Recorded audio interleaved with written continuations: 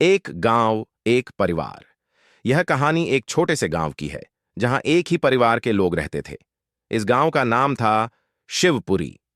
यह गांव हरियाली से घिरा हुआ था और यहां की मिट्टी बहुत उर्वर थी।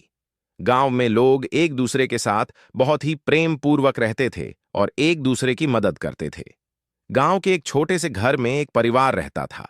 इस परिवार में कुल 4 सदस्य थे। रामू, उसकी पत्नी सविता, उसकी मां गीता और उसकी छोटी बहन सोनाली।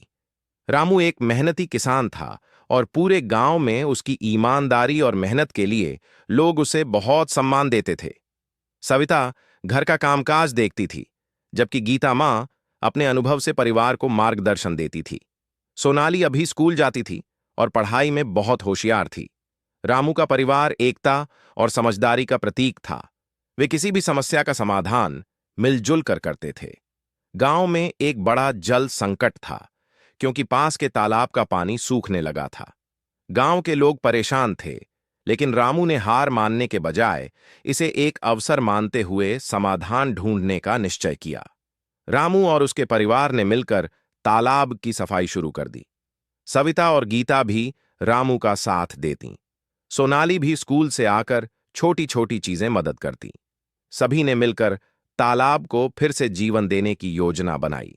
बहुत कठिनाइयों के बाद 1 महीने में उन्होंने तालाब को फिर से साफ किया और उसमें पानी भरने का रास्ता निकाला। गांव के लोग रामू के प्रयासों को देखकर बहुत खुश हुए और उन्होंने भी मदद करना शुरू किया।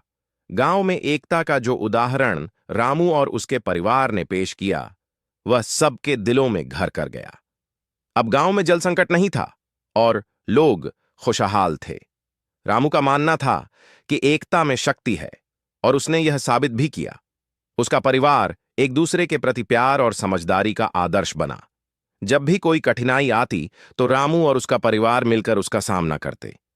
यही कारण था कि गांव में रामू और उसके परिवार की बहुत इज्जत थी।